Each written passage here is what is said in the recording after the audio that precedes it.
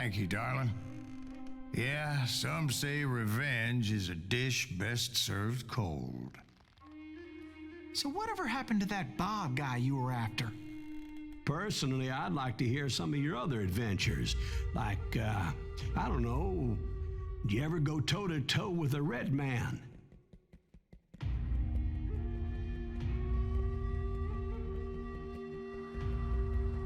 Yes, I did, Ben. I remember once I was after this renegade Apache, Grey Wolf. Strangely enough, revenge was also his primary motivation.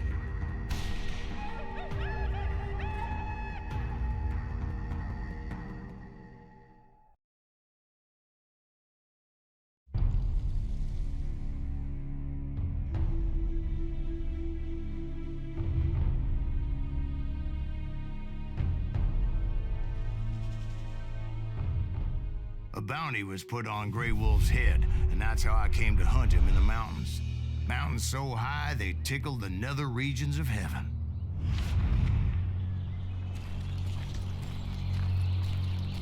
Grey Wolf was a Chiricahua Apache medicine man who had led a war party in revenge for a massacre against his people.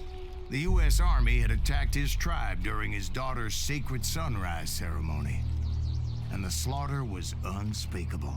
I understood his anger, as there's nothing more traumatic than seeing those you love die in a cruel and painful death.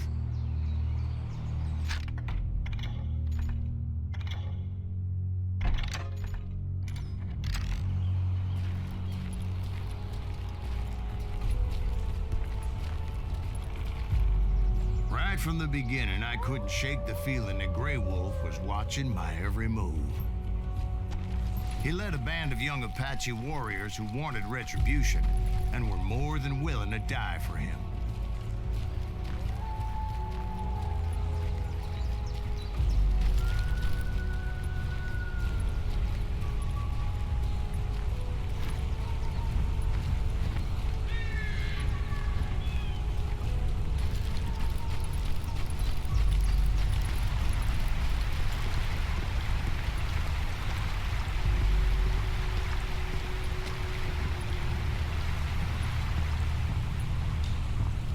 They saw me before I saw them.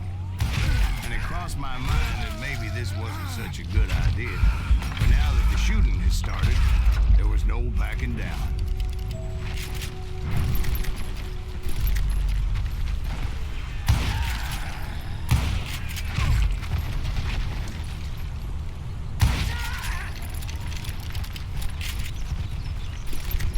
It was rugged country, the winter home of the Chiricahuas. And that's why they had retreated there.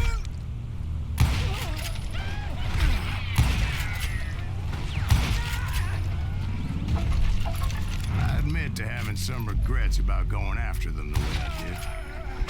But then again, I got a lot of those.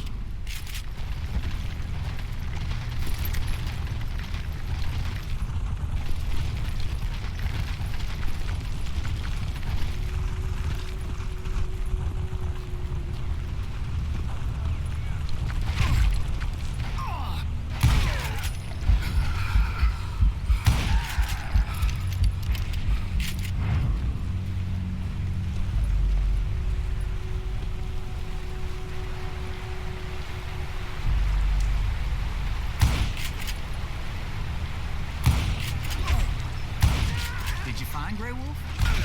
Not at that moment, but I did find the entrance to their hideout.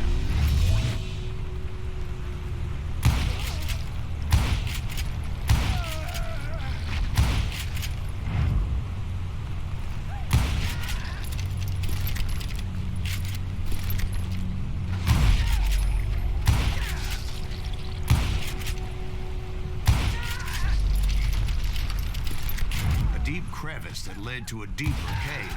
Don't tell me you went in there. Yeah, but it's not out of bravery so much as pure, angry cussedness.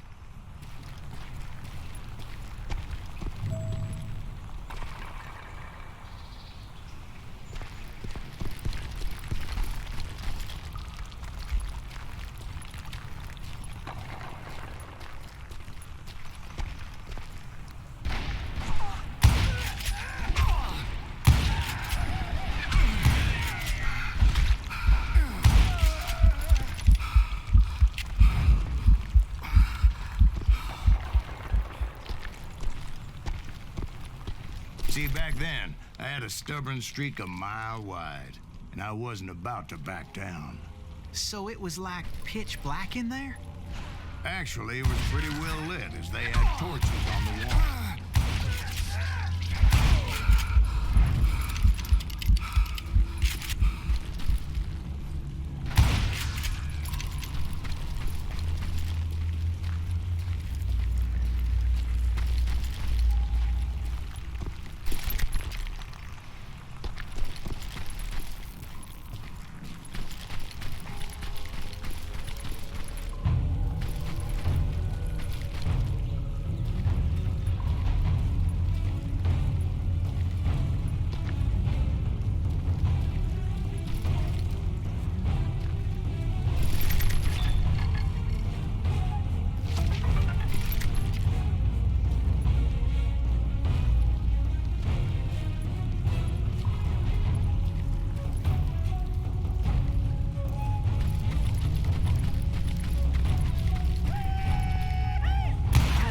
His cave. Big as hell, Ben. Chiricahua had hid out there during the Indian Wars.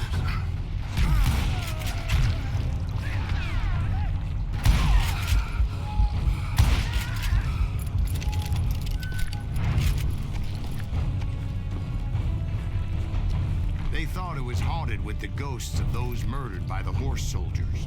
The cave was haunted with dead Indian ghosts? To be honest, I was more concerned with the live ones than the dead ones.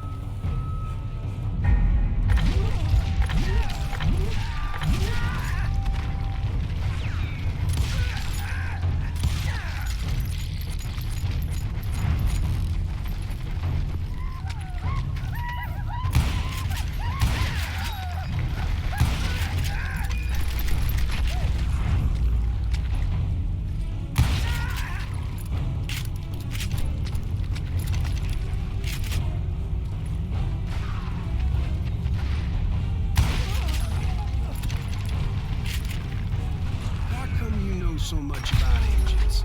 A few years back, I was married to two Mescalero women. At the same time? Yeah, they were sisters. Polygyny is traditional among the Mescalero. So what happened? Oh, I had to get out of there. Those girls never shut up. Both of them nagging at me all the time. Drove me half crazy. Haven't seen them since. No, I mean, what happened with Grey Wolf? Oh, well, I pursued him into the Cave of Death.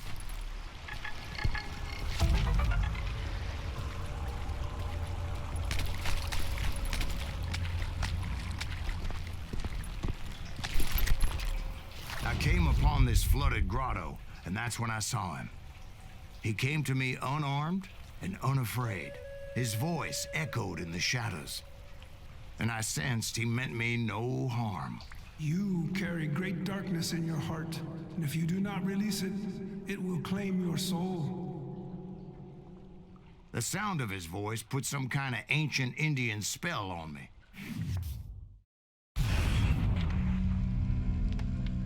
As his story unfolded in my mind, you will come to this place again and kill many more men, and the darkness will grow until it consumes everything that you are.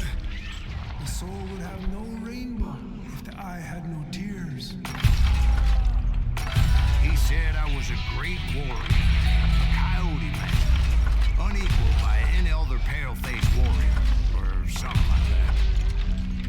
The snakes will bite shadows of your past until a venom poisons your heart, and an echo of the song of your dead summons the spirits deep from within the mountains. I didn't quite get what he was saying, but there was definitely snakes. And indeed, his warriors surrounded me and attacked me like hungry wolverines. They couldn't stop me, though, and Grey Wolf wasn't in the mood for idle talk.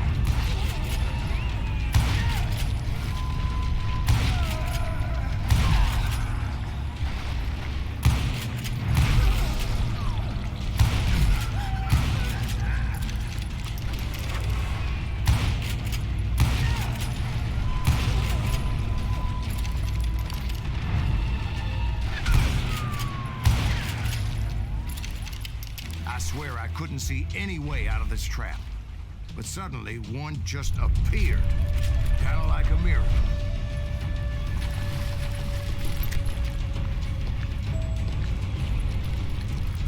I felt like I would be lost in that damn cave forever. Finally, I found myself back outside, perched on the edge of the precipice, overlooking a thundering whitewater river. To get where I was going required several leaps of faith, but no way in hell I was turning back.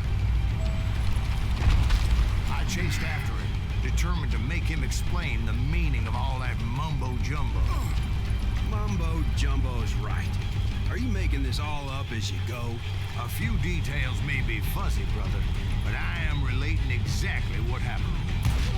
There were dozens of Apache warriors aiming at me from on high. Dozens? Well, maybe not dozens, but there was a lot of them. At least 3 or 4.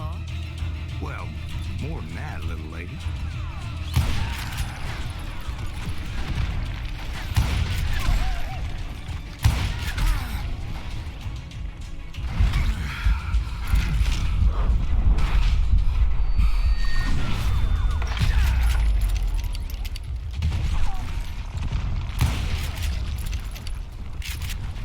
Steep climb up creek ahead of me and scrambled up those rocks like a mountain goat. I was determined to locate Grey Wolf and find out exactly what the hell he was trying to tell me. And wouldn't you know it, that crafty son of a bitch led me right into a trap. What kind of trap? Well, son, there had to be at least 100 Apaches surrounding me. 100? God be my witness. Oh, come on. Who are you kidding? Hey, I believe you. Come on, tell us how it ended.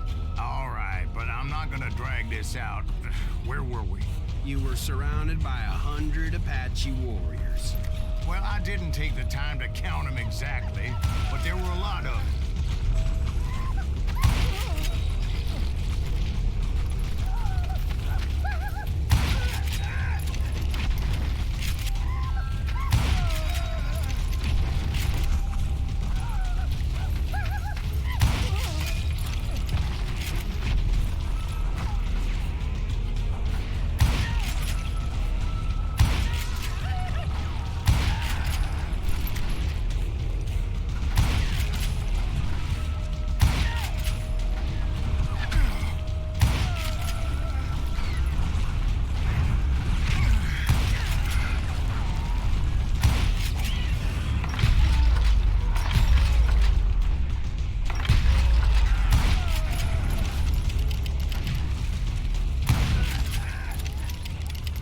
And in the end, a path appeared before me that I had not seen before. I followed it as I desperately needed to find out what Grey Wolf was trying to tell me.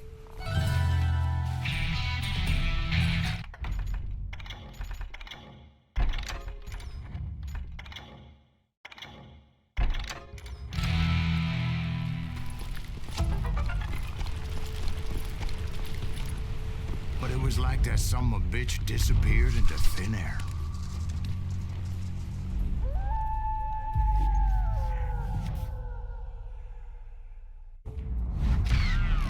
Never did find him. And never did collect my goddamn bounty. Thank you, darling. It's interesting how the truth can sometimes seem might malleable, depending upon your point of view. Like how those dime novels make you out to be something you're not? Jack, don't be starting trouble. No, he's right. They do tend to exaggerate. Did they exaggerate your part in taking down the Daltons? Well, I was there in the flesh, boy, so I saw what happened firsthand.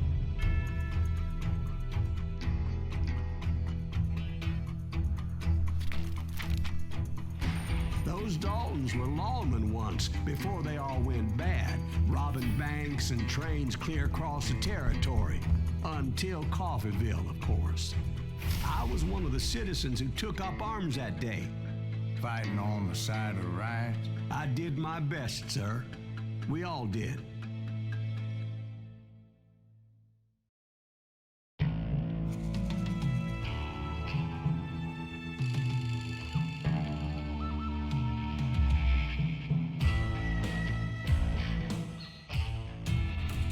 It was early morning. One of my friends was a local gunsmith, and he handed out firearms to anybody who'd take one. You see, the Daltons got it in their heads to rob 2 banks at the same time. 2 banks on the same damn street. Story was Bob Dalton's girl was always writing him about how he had no ambition. Well, the locals recognized the Daltons right off. We got us a hero. Before they could get away, half the town took up arms to defend their property.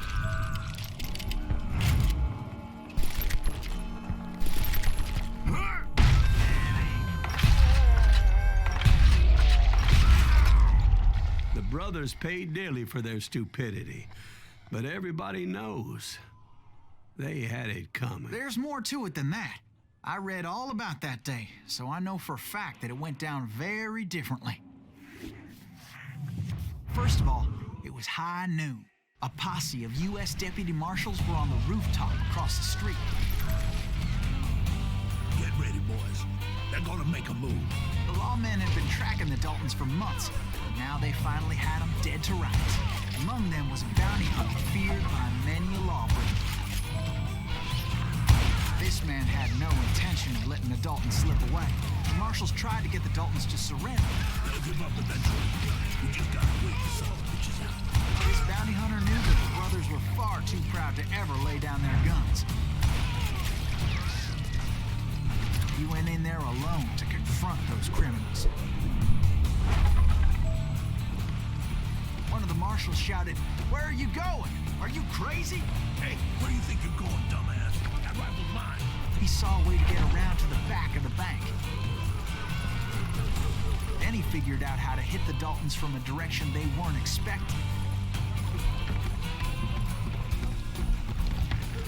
A moment later, he was climbing up a steep ladder, laughing at danger as he did.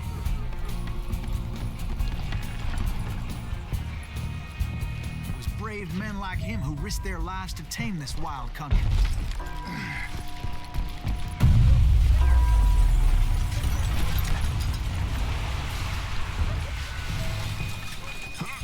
We've got company.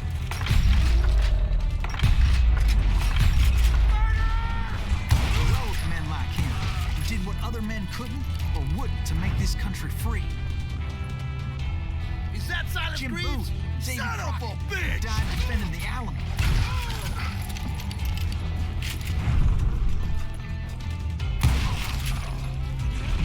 Just kill Red?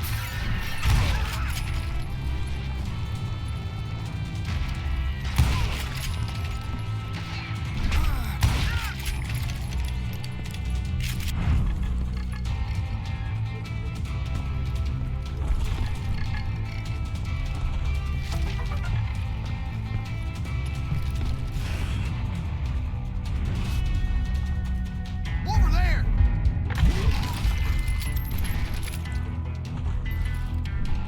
That's Silas Greaves. What the hell? Blam! Blam! He came away victorious, taking down those thieving Daltons.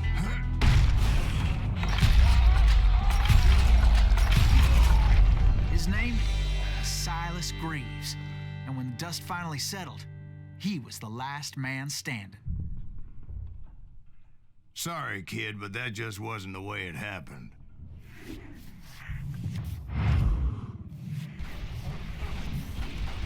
It was early evening, not high noon.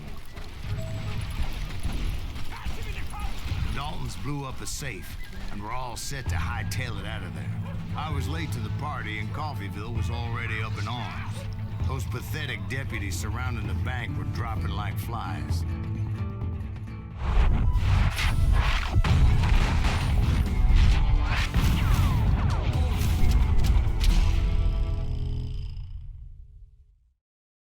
I had been tracking those jokers for months, waiting for them to do something reckless.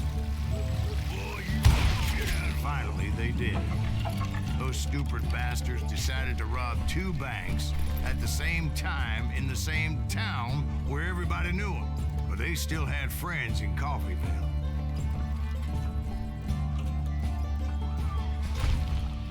Shoot, a nerd.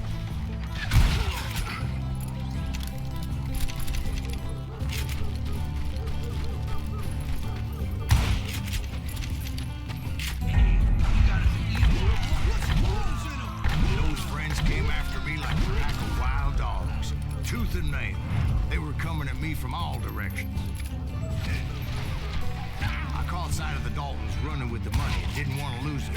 Problem was, they knew the town better than I did. And to top it off, I found myself in the middle of another shootout entirely. Did the Daltons hole up in somebody's house? No, it was the Smiths, I believe. They were cousins of the Daltons. And they were shooting at the Browns, who were shooting at the Daltons. Which wasn't any surprise, because those two families have been feuding forever. And since the Joneses are related to the Browns, they shot at the Smiths, pissing off the Heimhoffers, whose daughter recently married a Smith. Well, bullets were flying every which way as all the old feuds in Kansas caught fire all at once. There was a hell of a lot of pissed off people in Coffeyville that day. The Dalton boys knew I would never give up. Those Daltons weren't the sharpest knives in the drawer, but they always stood together. They set a trap to slow me down and allow at least two of them to escape. The third brother stayed behind to plant me, just in case that trap of theirs didn't work.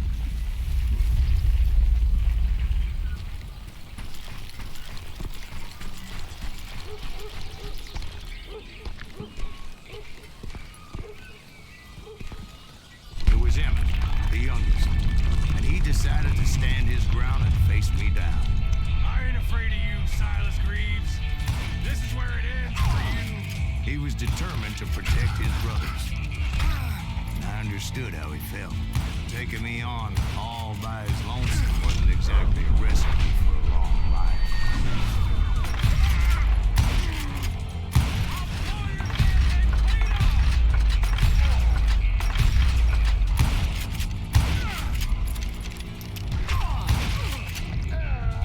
But Emmett Dalton survived the robbery in Coffeyville. He's the only Dalton who did. They say he was shot 23 times. Well, Dwight, who do you think put all those damn holes in him?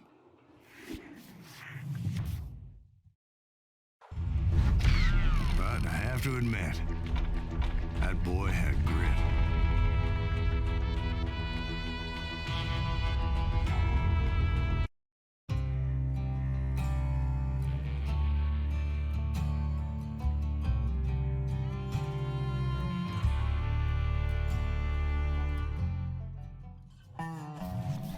We'll get those suckers. It took me a couple of days to track the Daltons down. They can't get away with this. And in that time, a whole posse of local vigilantes offered to lend a hand. We'll track them to the ends of the earth. They seemed as determined as me to find those outlaws. But as we headed into those swamps, it was like I had my own private army. There was no way those boys were getting away this time. It was early fall, right? Beautiful time of year. At least you had the weather on your side. Not by my recollection. It was damp and foggy as hell. It was tough to stay on a true course, so we kept an eye out for landmarks.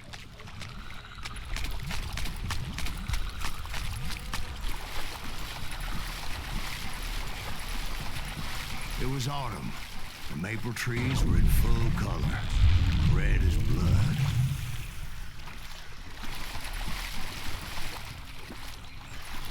The rains that year were torrential, so the whole area was flooded. The vigilantes had spread out wide. Pretty soon I couldn't see anybody. Bury them and plant them where they stand. Except for some bitches ahead of me wanting to do me harm. So I had to face them alone. I wondered why my compatriots didn't come running when they heard the shots.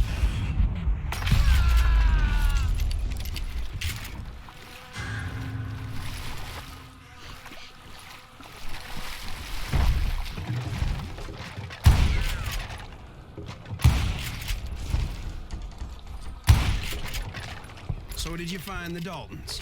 Not yet, but I did have the questionable pleasure of meeting a few of their friends.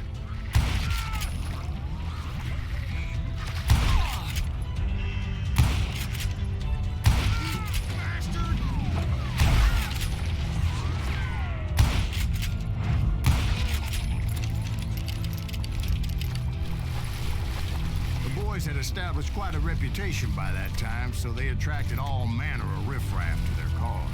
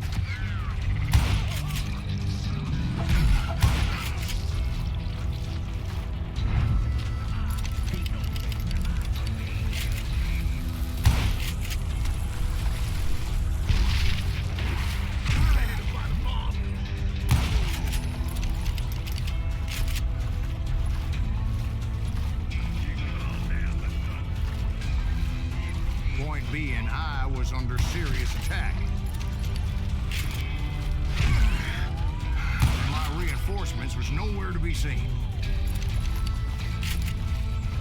Can't beat us all!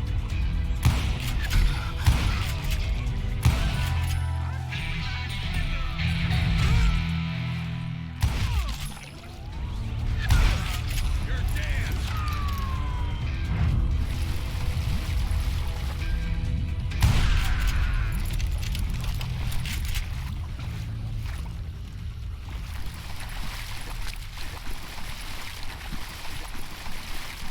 But luckily, a barn materialized as if right before my eyes. I scrambled up top to get a better view, but just ended up falling inside.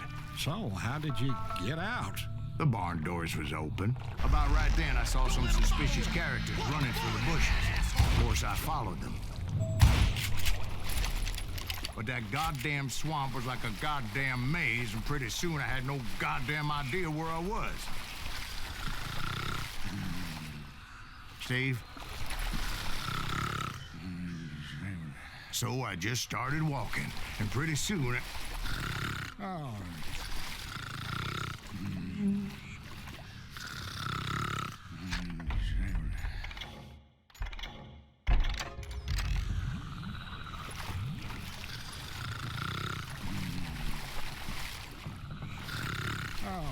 Steve?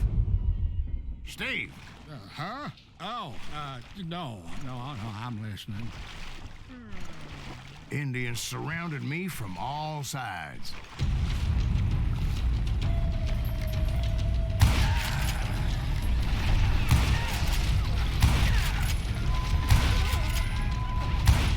Indians? They're Indians? No. I just wanted to make sure Steve was paying attention. Now, where was I? You were following the Daltons through a swamp? That's right. See, Steve? Dwight's paying attention. No, I'm listening. I was just resting my eyes. So, where was I? The Daltons. Right. See, there's a reason so many outlaw gangs are made up of brothers.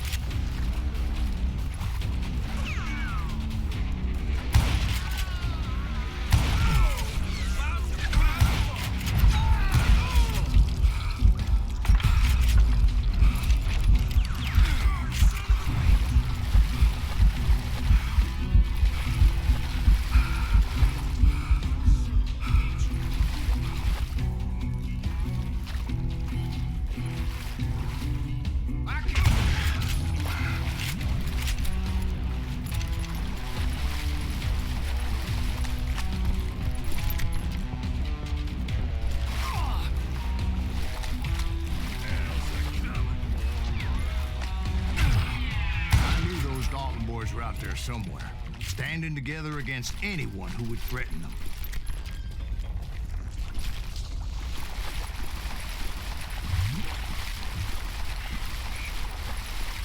And that's when I saw it. A goddamn steamboat. A steamboat in a swamp? Yeah, Steve, but this wasn't much more than a wreck, really. But how'd a damn steamboat end up in the swamps? Guess it floated off during the flood of '89. Now, was it a stern wheeler or a side wheeler? What? Does that really make a difference, Steve? It was a steamboat with a goddamn army on board. It was then that a fusillade of bullets come raining down from on high. And those vigilantes who accompanied me weren't anywhere to be found. But among those men that were shooting at me, I thought I saw some familiar faces.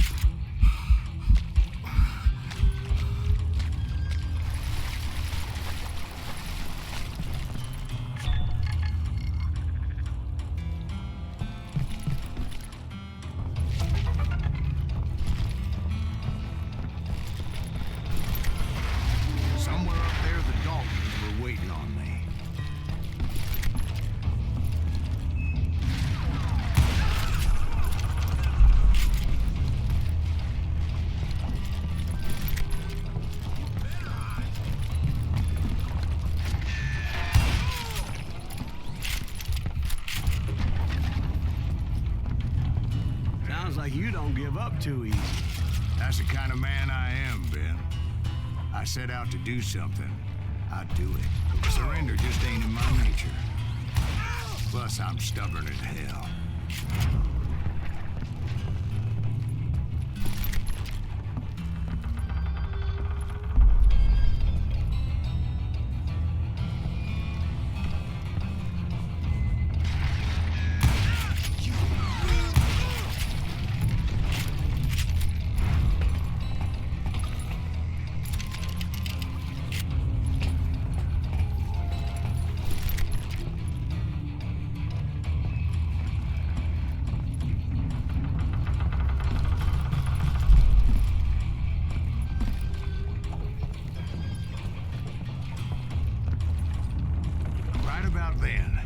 Much to my relief, the vigilantes finally arrived. Their leader motioned at a cabin in the middle of the top deck, pointing me directly at the Daltons. I finally had them, after months of dogged pursuit. But it turned out that they had me. Take him out!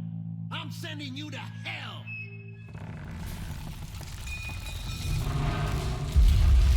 The Daltons had played me like a fiddle. Apparently, the vigilantes were on their damn payroll. They didn't just want to shoot me. They wanted to burn me alive. But finding my way out of a burning labyrinth proved to be quite a challenge. It was a riverboat, right? I mean, it's not like it was a goddamn ocean liner. Well, yeah, but I was in a fight. Did you hear about that ship that's gonna launch next year? Ron just blew you up. You're talking about the Titanic. You ask me, it's too blessed be. I don't think it'll even float. So anyway... Don't be stupid, Steve. They know what they're doing. They say that the Titanic is unsinkable. Oh, God. But getting back to that steamboat, how did you get off it, Mr. Greaves? I took in a lot of smoke that day, so I admit my recollection might be a bit hazy. But somehow I managed to finally disembark. It was time to settle this once and for all.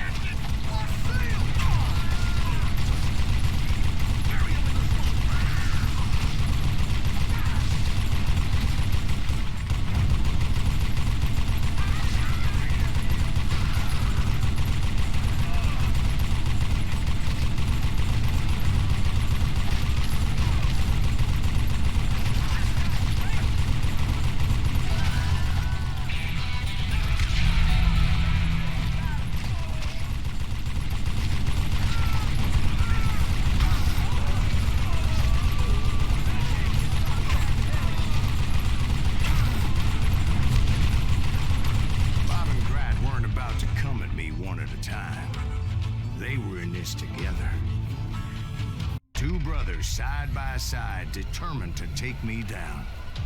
Confident that this time the odds were on their side.